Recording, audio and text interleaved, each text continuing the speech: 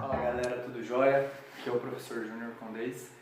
Estou aqui trazendo uma matéria do segundo ano do ensino médio, mais uma para dar uma revisada, algo mais objetivo, mais específico, que a gente já viu, né? Só para estar reforçando, depois para vocês melhorarem a parte do conteúdo para as atividades que a gente vai fazer e também para dar uma revisada para a prova, tá bom? Que é dilatação dos sólidos, né? A gente já vinha vindo termometria, né, que era a parte que estudava temperatura. Acho que é importante a gente lembrar, temperatura consiste no grau de agitação das moléculas, né?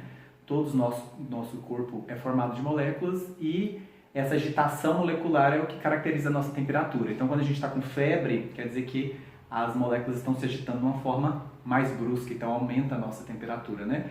Quando isso acontece nos corpos sólidos, quando aumenta a temperatura e essa agitação molecular começa a aumentar, o que precisa acontecer? Esse corpo precisa sofrer uma expansão, certo? Ele expande, né, para não entrar em colapso com as colisões que as moléculas sofrem quando elas estão agitadas. Então, todos os corpos, quando sofrem um aumento de temperatura, certo? Aumenta a agitação molecular e precisa de um maior espaço para essas moléculas se movimentarem, né? Por isso que eles sofrem as expansões. Então eu trouxe aqui para vocês a dilatação dos sólidos, ela ocorre de três formas, né?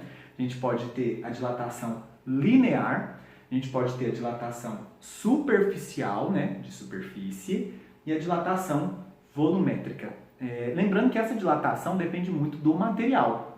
Se é um concreto, se é uma barra metálica, se é a própria água. Nesse caso nós não vamos entrar em conceitos dos líquidos, a gente vai somente falar da dilatação dos sólidos, né? Então, isso depende muito do que está dilatando, né? Então, primeiro caso, dilatação linear. A dilatação linear é um tipo de expansão que ocorre nos sólidos quando ela expande apenas uma dimensão. Então eu tenho uma barra, né? Aqui eu coloquei um exemplo. Se não estiver dando para ver certinho os desenhos, porque está um pouco pequeno, eu vou colocar na sala de aula virtual de vocês a foto como em anexo desse cartaz, tá bom? Então aqui eu tenho uma barra, né?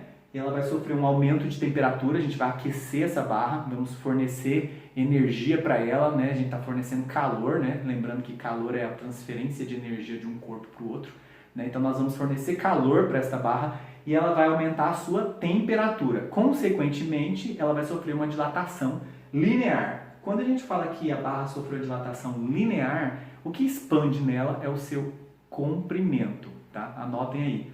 Comprimento é o que expande na dilatação linear. E aqui eu trouxe a fórmula para você calcular a dilatação linear.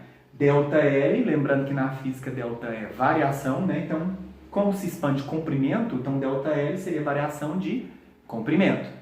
ΔL é igual a L0, comprimento inicial da barra, né? Que é esse comprimento antes da gente aquecer, vezes alfa, certo? Que é o coeficiente de dilatação linear. O que seria esse coeficiente de dilatação linear? Vamos pensar numa outra forma. Se eu colocar, certo, uma barra metálica no forno e um pedaço de madeira no forno, colocar eles para aquecer ao mesmo tempo, eles vão chegar à mesma temperatura, correto? Vocês acham que a barra de ferro e o pedaço de madeira vão expandir da mesma forma? É claro que não. Essa expansão depende do material. Então esse coeficiente de dilatação linear, ele é um coeficiente específico para cada material que estiver dilatando, certo? Tem uma tabelinha no livro de vocês, na internet também vocês podem encontrar, uma tabela de coeficientes de dilatação linear para cada tipo de material. Aço, ferro, chumbo, cobre e assim sucessivamente. Vezes ΔT. Esse T maiúsculo, não vamos confundir lá com a cinemática, mecânica, matéria do primeiro ano, né, que tinha ΔT de variação de tempo. Esse T maiúsculo é variação de temperatura. Então, para este corpo sofrer, né, um tipo de dilatação, precisa variar a temperatura. Então, ΔT, variação de temperatura. Então, de novo, ΔL é igual a L0 vezes alfa vezes ΔT. Se vocês olharem nas outras equações de dilatação superficial e dilatação volumétrica, vocês vão ver que são equações bem semelhantes. O que vai mudar é a grandeza em que se vai dilatar. Na dilatação linear, a gente vai variar comprimento, uma dimensão. Na dilatação superficial, a palavra superficial vem de quê? Superfície, área. então nós vamos sofrer uma dilatação de área. Então eu citei um exemplo aqui, ó, eu tenho um quadrado, vou aquecer esse quadrado e essa chapa quadrada vai expandir. Se ela vai expandir, certo? Vai aumentar a sua área. Como calcula a área de um quadrado? Não é lado vezes lado? Certo? Então, para aumentar a área, eu vou expandir em duas dimensões. Aqui na dilatação linear, a gente expandia uma dimensão, comprimento. Na dilatação superficial, nós vamos expandir duas dimensões, área, tá? Então, ΔS, variação de superfície ou variação de área, é igual a S0, área inicial, vezes o beta, que também é coeficiente, só que o alfa era coeficiente de dilatação que linear para uma dimensão. O beta é o coeficiente de dilatação que superficial para duas dimensões, certo? Vezes variação de temperatura. Observa que são equações bem semelhantes com grandezas diferentes.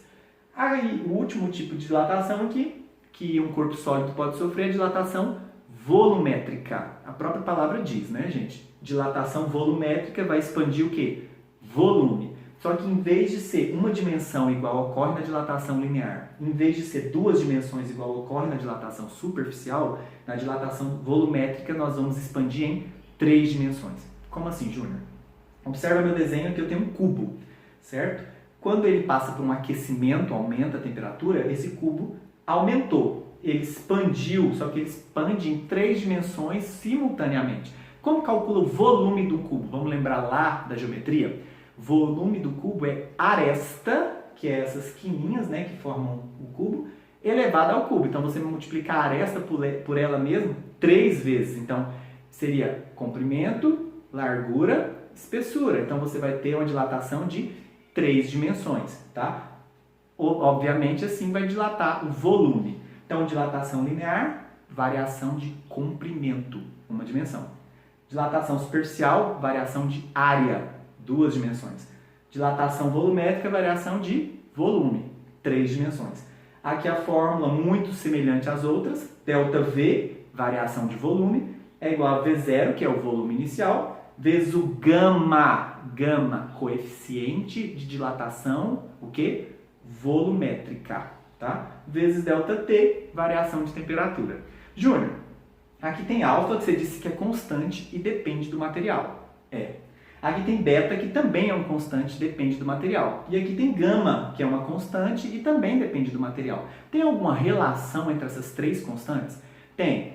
O alfa, que é para uma dimensão, certo? O beta para 2 dimensões e o gama para 3 dimensões. Então eu coloquei a relação aqui, ó.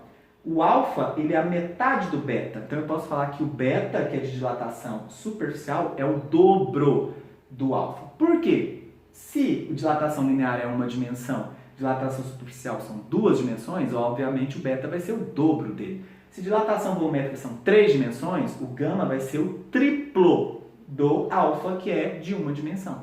Então tá aqui para vocês essa relação, para não esquecer. Quando eu for resolver um exercício de dilatação, eu tenho que, no exercício geralmente vai dar o alfa para todos os tipos de materiais. Mas se for um exercício de dilatação superficial, o beta é o dobro do alfa. Se for um exercício de dilatação volumétrica, o gama é o triplo do alfa. Então a gente não pode esquecer isso. Feitos os exercícios, já aprendemos as equações da dilatação, tem uma dica para vocês, certo? Se eu tenho uma barra metálica e eu sei o quanto ela expande, que é a variação de comprimento, qual que vai ser o tamanho dela final? Fácil, é só você pegar o tamanho inicial dessa barra e mais o que aumentou. O que aumentou é a dilatação linear que a gente aprendeu a calcular. Então eu utilizo essas 3 equações para calcular a variação de comprimento, área e volume, e depois acrescento no seu comprimento área ou volume inicial, que aí eu sei qual vai ser o comprimento, a área ou o volume final. Beleza, pessoal? Vou colocar ainda uma lista de exercícios para vocês fixar esse conteúdo de dilatação, tá? Vou colocar em anexo também essas fotografias lá na sala de aula virtual de vocês e até o próximo vídeo.